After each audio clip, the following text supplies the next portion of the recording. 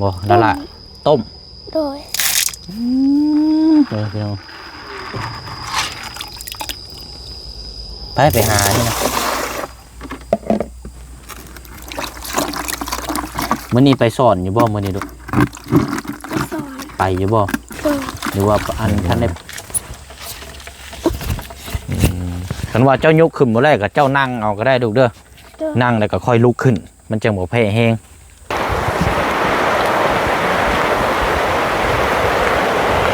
เอา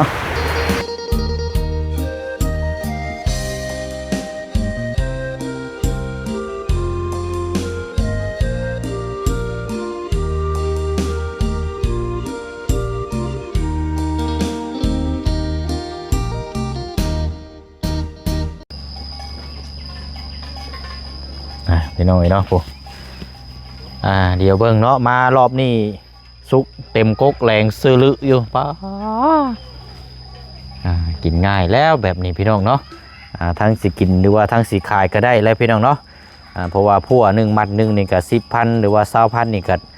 พอได้เด้พี่น้องเนาะพอได้ซื้อเปลือกปิ้งนัวอยู่กินในครอบในครัวอยู่ได้พี่น้องเนาะถือว่าเป็นหมักแง้วพี่น้องเนาะหมักแง้วอยู่บ้านอาดอนเนาะขึ้นกับเมืองเซโปนแขวงสวรรค์นาเขตพี่น้องเนาะมื้อนี้ก็เดินทางมาพี่กับนี่แหละพี่น้องเนาะมาเยี่ยมมายามมาอัปเดตเคสของทางน้องดาก่อนนี่แหละพี่น้องเนาะเป็นจังใดตั้งแต่เขามามอบแนวอยู่ในกินถือว่าถิ่มช่วงระยะหนึ่งกับบุมีภัยเข้ามาเลยเนาะพี่น้องเนาะกราบสบายดีและสวัสดีพ่อแม่พี่น้องเบิร์ดสู่คู่สู่คนพบเจอกันอีกคือเก่าคือเดิมพี่น้องเนาะตอนนี้ก็น่าจะช่วงบ่ายโมงอากาศแดดฮ้อนพี่น้องเนาะแดดฮ้อนช่วงแรงๆก็จะว่าผ้าฝนตกลงมาอีกคือเก่าจักพี่น้องเนาะถือว่าทางน้องเพื่อนอีกก็ที่เฮาที่ตามมากับพี่น้องเนาะขยันพี่น้องเนาะหาอยู่หากินตลอดกับบริยุทธ์เรย่อนโซเดียวครอบครัวในเฮือนซาลานเป็ดเนาะพี่น้องเนาะแต่ว่าทางผู้เป็นแม่นี่ก็อยากคำบอกคำจาในสนทนานี่ก็เพิ่นบ่ฮู้คำลาวเนี่ยจักหน่อยก็เลยอยากยากเนาะพี่น้องเนาะกับน้องเพิ่นนี่ก็คือกันพี่น้องเนาะน้องเพิ่นก็บางคำแน่ก็เข้าใจแน่บ่เข้าใจเนาะบางคำแต่ว่าก็เฮาสัมผัสได้ทั้งน้องเพิ่นเนาะพยายามเว้าสื่อสารให้รู้เรื่องเนาะพี่น้องเนาะเป็นจังใดเนาะหลังจากมอบข้าวสารอาหารแห้งมาแล้วยังโมท่านนี่ฮู้พบหน้าตาทั้งน้องเพิ่นอยู่จักเป็นจังใดอาหารการกินเนาะหน้าตาผ่องใสตุ้ยพี่ขึ้นบ่เนาะพี่น้องเนาะเดี๋ยวพุ่นแล้วพี่น้องเข้าไปเบิ่งน้ำกันเนาะอยู่เฮือนซานเราสีคึมๆแล้วพี่น้องเนาะโอ้ฝนมาแล้วเนาะโอ้สบายดีเนาะโอ้คือตุ้ยขึ้นกว่าเก่าเนาะเอาเบิ่งเด้อบ่เสียงนี่ไมค์ก่อนเดี๋ยวบ่ได้ยินเสียงน้องเพิ่นยังเว้าคอยซ้ำเว้าแห้งบ่เดี๋ยวนี้เว้าลังขึ้นอยู่บ่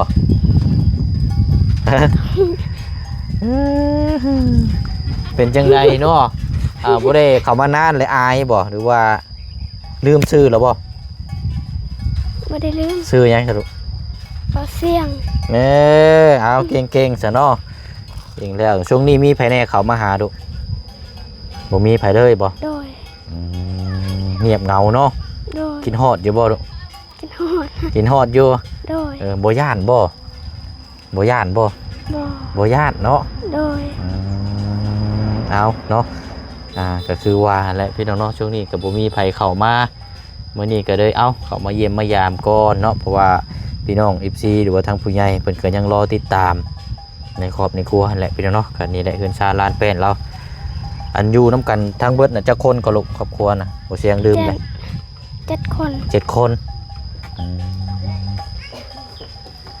ถือว่าหลายเลยพี่น้อง7 คนนี่กันเนาะจะโรยแล้วลูกจ้าแล้วกินแล้วเรียบร้อยแล้วเนาะได้ยังกินก็ก้อยปลาบ่ไปหาปลาซ่อนบ่ได้ไปอยู่บ่แข่งน้องไม้โดยโอ้ไปหาน้องไม้แม่ ปิดเรียนแล้วบ่ช่วงนี้น่ะปิดเทอมแล้วบ่ โดย เรียบร้อยแล้วเนาะ โดย เออโอเคเนาะใช่ไปเบิ่งเพื่อนๆก่อนลูกไปย่างไปพุ่นก่อนไปให้แม่เจ้าอยู่เพื่อนนี่บ่ โดย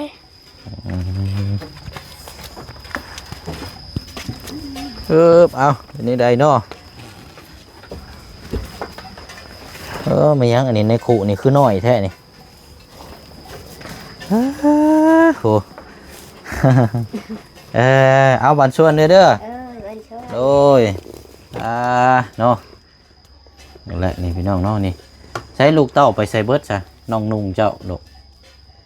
เผ็ดเวียกแล้ว ไปเฮ็ดเวียกละ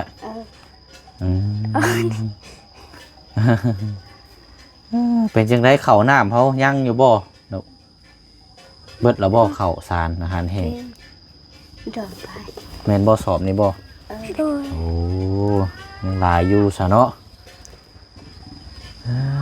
ไปตักน้ำได้ลูกมื้อนี่ โดย ไปมาแล้วบ่ พอ เจ้าไปตักมาแล้วบ่น้ ไปตัก ำบ่ไปตักน้ำมันอยู่หม่องพุ่นน่ะตักมาแล้วบ่วะ โดย คันว่ายังบ่ทันไปตักพาไปเบิ่งอีกเนี่ยเป็นหยัง ใส่หมู่เจ้าได้สานางอันนั้นเด้ชื่อหยังก็ แล้ว ชื่อนางบ่ เสื้อน้องงาน น้องงามบ่ น้องงาน งานเนาะ โดย อืมชื่อน้องงานพี่น้องเนาะอันนี้กระตุกที่บ่เสียงเอาให้เห็นบ่ดุนี่น่ะแม่นบ่ โดย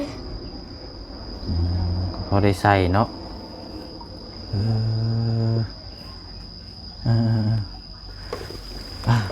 เนี่ยเป็นศาสตร์ลานแป้นเนาะก็เนาะเป็นศาสตร์เป็นหยังคือบ่ปูศาสตร์ใบเนี่ยศาสตร์ปูศาสตร์ไม้รถมันจังนอนม่วน เดินไปแต่ดักนี่ใช่ ในไรก็ เศร้า เชิด เอาเก็บไว้ก่อน โดย โอ้บ่อยากใส่ซำบ่โอ้ใช้เป็นผ้าห่มมีจักพื้นซะผ้าห่มนะโอ้ลูก ผมสี่ ฮะ สี่พื้น อันนี้บ่ผ้าห่มนะ โดย กับพื้นนั่นเนาะโอ้นี่เด้พี่น้อง กายาว ผ้าห่มบ่มีเนาะโอ้ผ้าห่มมอนถ้วยบวงเนาะ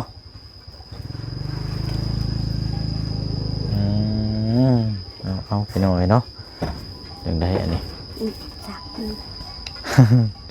เอาลูกมาเพียก่อนก็ได้ลูกบ่นั่งลูกผู้เสียงบ่ฮู้สิถามหยังพี่น้องคนเรานั่งนี่ยิ่งคนเว้าบ่เก่งนี่ยังเรียบร้อยโดยได้พี่น้องเนาะเอาลงมาเพียก่อนก็ได้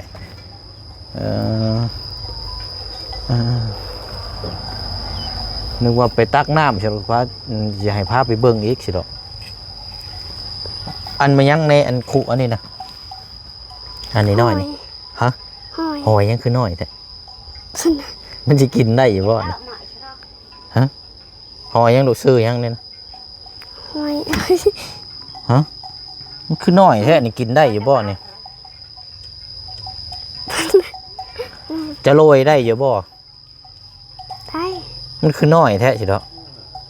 ก็ ฮะ กินได้นะ กินได้ โดย กินเบดทั้งเปลือกมันนี่บ่ โดย ใช่มาเบิ่งมาหามาเบิ่งจักโตนึงจ้ะเนาะช่างว่าแท้นี่เนาะหอยตัวนี้ก็กินได้อันนี้เอาแล้วขนาดหอยจูบบ้านเฮานี่ยังบ่นั่นได้นี่พี่น้องนี่ย่ำกินเบิดเปลือกนี่บ่ โดย โอ้ยมันบอกเวลามันบ่ติดคอติดหยังบ่ลูก เพื่อมันติดนะ ย่ำบ่ โดย กวบเลยบ่ โดย ปุ๋ย โหดนี่เนาะอันนี้เนาะปลาโหดนี่ดีเด้ออันนี้พี่น้องเอ้ยเอาไว้ดูน้อยโพดอันนี้เนาะจังเป็นหอยยังพี่น้อยอาชีพเพิ่นก็เนาะหาในอยู่ในกินหอยก็น้อยโพดช่วงนี้บ่ได้ไปหาหน่อไม้หยังบ่ดุ บ่ บ่ได้หาหน่อไม้มาขายบ่ บ่ เฮ็ดหยังซะช่วงนี้ ไปซ่อนห้อย หาซ่อนหอย โดย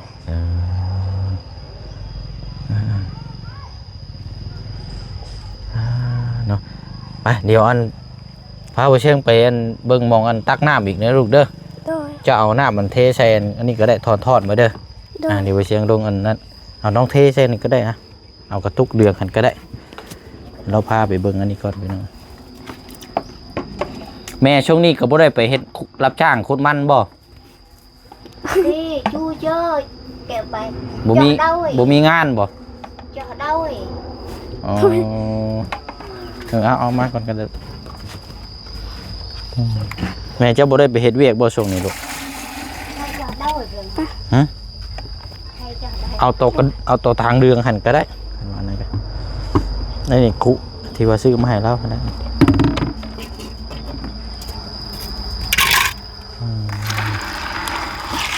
นี่นะนี่เนาะหอยนี่คือว่าหน่วยโอ้ยกินนี่เลยนี่พี่น้องเนาะเอาบ่ต้มมันบ่ลูกบ่นั่นล่ะต้ม โดย พี่น้องไปหานี่นะเจ้าว่าไปหา โดย โอ้ หากับหมูแหละ ไปหากระโม โดย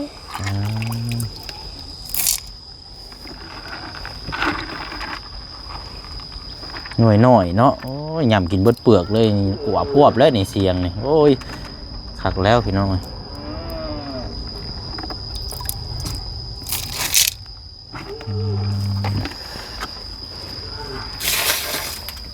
โอเคเฮ็ดอันนั้นนะบ่ไม่ค้านหาบเฮ็ดไม้แล้วบ่ เฮ็ดแล้ว เฮ็ดแล้วเนาะเอาไปใส่ไปเบิ่งก่อน เฮ็ดจ้าอืม ขึ้นเนาะขึ้นฟ้าขึ้นพล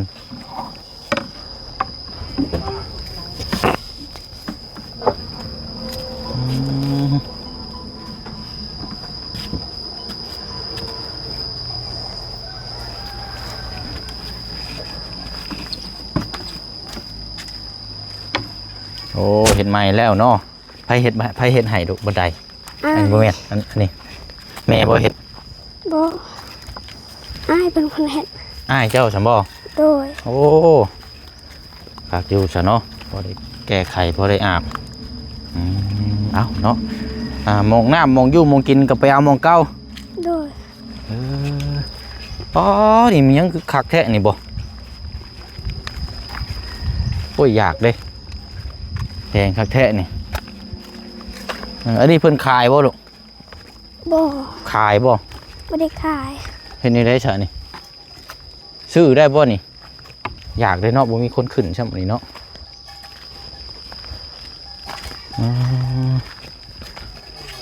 ไปกบมาเงียวแรงซื้อลืออยู่มันหวานอยู่บ่หวานอยู่บ่คือสม บ่ สม ได้หวาน บ่หวาน โดย หวานแสดงว่าสมเนาะ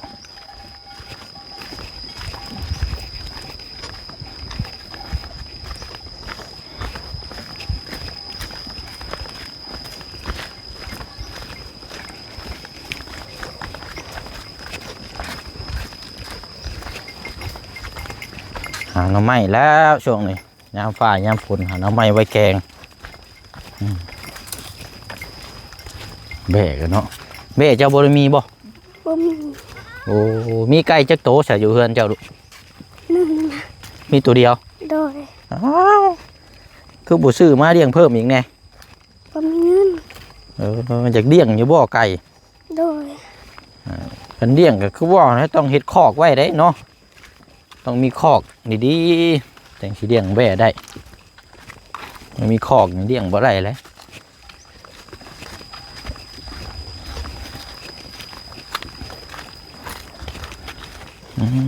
เอาใช่ไก่แท้ยังบ่ฮอดอยู่คือบ่คอยมีคนมาตักบ่ช่วงแรงๆเพิ่นบ่ลูกมาตักน้ำ โดย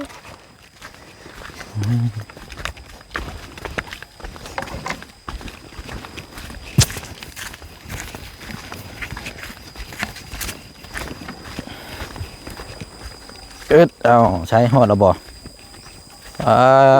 ฮอดแล้วหมองเก่าหมองเดิมหมองน้ำอยู่น้ำกินเนาะบ่ได้มีน้ำมาอึกมากั้นนี่จะปล่อยโล่งไปสิเลยพี่น้องมันว่างูควายมาก็เป็นว่าจกกินอยู่นี่เลย มัน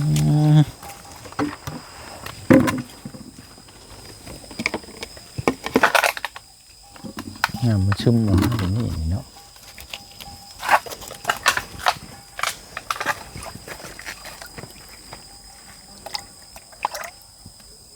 น้ำกินอยู่นี่เนาะ โดย เอาล้างก่อนล้างให้สะอาดก่อน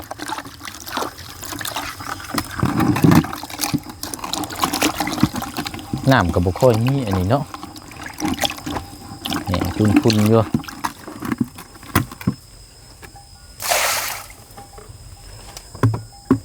ส่วนลายนี่สิเน้นมักไปสอนเจ้าเนาะ โดย ไปสอนโบถนัดไปหาหน่อไม้พี่น้องถนัดไปหาสอนหาปูหาปลาทางน้องเพิ่นนี่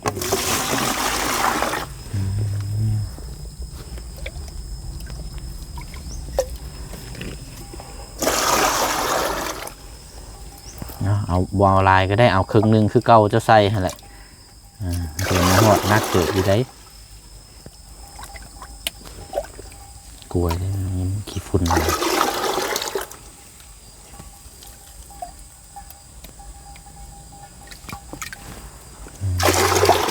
แล้วเอาตอนนั้นมาบานนี่เพราะว่าคุนี่มันใหญ่ได้พี่น้อยเสียงซื้อมาให้ใหญ่บ่เอาตัวน้อยมาให้เอาตัวน้อยขนาดหนึ่งมาในกระสิพอดีสำหรับเราอันนี้แบบใส่ใหญ่จัมโบ้ด้วยได้นี่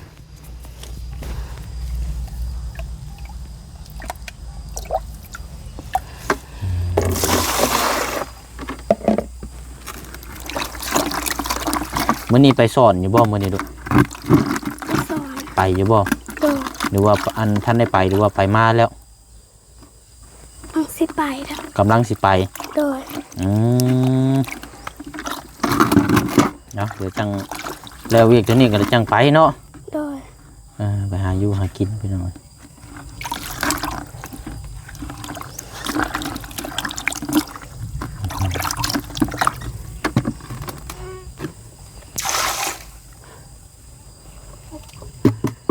เอาเนาะตักใส่อีกคือเก่า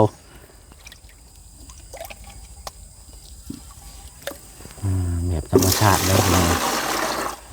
พิธีแบบธรรมชาติแบบบ้านเฮาดังเดิมแล้วดูแลนี่แต่ว่าสมัยที่นี้นี่คือแถว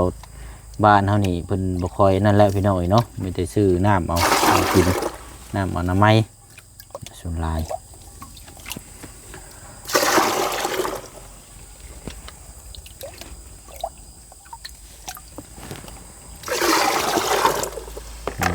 โอเคได้แล้วครับ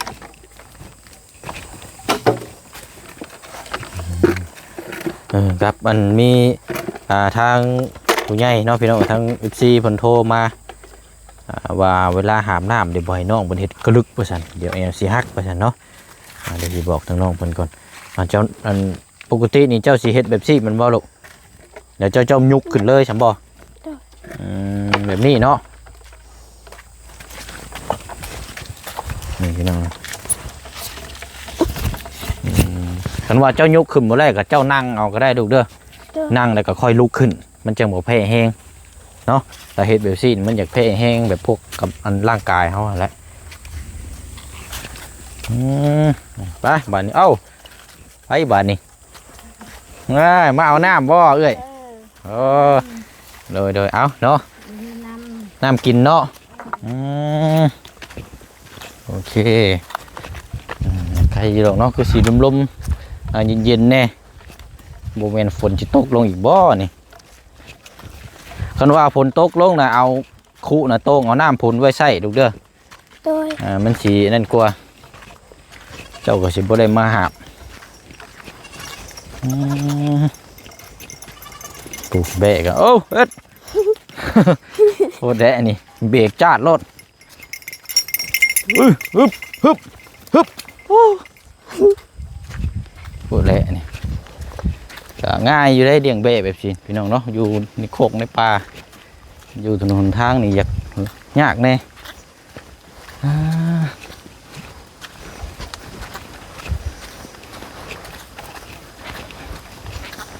หามือละ2-3 เทื่อเนาะมือหนึ่งอยู่หากินเนาะ อช่วงนี้บ่มีไผเข้ามาหานั่นเงียบเหงาเนาะ โดย อยากกินฮอดเด้อนะลูกเนาะ โดย เสียงหยังฝนบ่น่ะเอาแล้วบ้านนี้พี่น้องฝนมาเลยกลางเป็นแท้นี่เอาย่างเฮาบ้านนี้เบิ่งว่าเสียงขอไม้กันลูกอึบไปฝนตกพี่น้องตกห้ำโอ้ยเป็นแท้นี่โอ้เขาโฮมก่อนต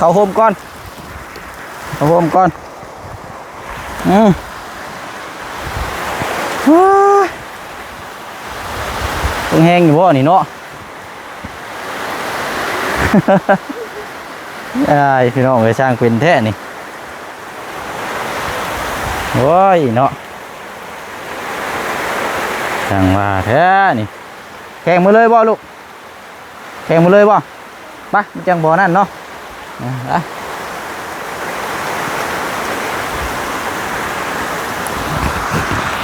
ตกกับบ่แห้งเป็นไรหรอกพี่น้องตกแล้วไหมนี่เนาะโอ้ยติดข่อยแล้วนี่พี่น้องไปเฮ็ด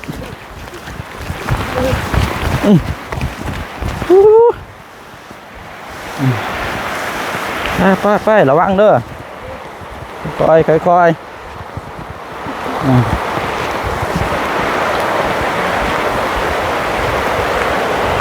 เอา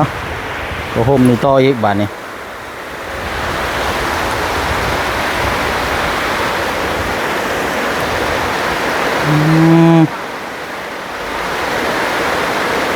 ค่อยขึ้นเด้อค่อยขึ้น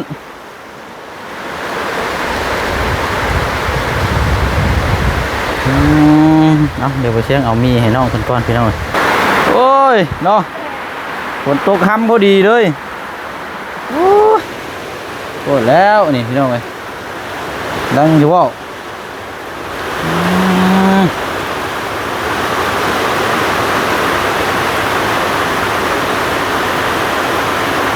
ตกบ่แห้งหรอกตกแก่ห้อนเนาะห้อน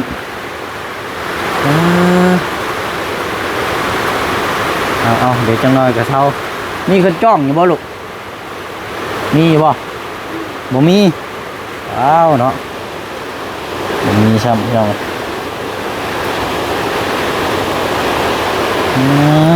เนาะเอาแต่เนาะคันว่านั่นกันตอนที่แรกนี่คิดว่าสิอันนี้แหละพี่น้องเอ้ย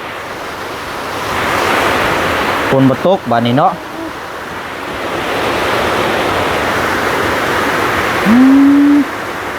เดี๋ยวเราจังน้อยก่อนเดี๋ยวเอามีมาให้ทั้งน้องเพิ่นพอได้ต้มก่อนพี่น้อง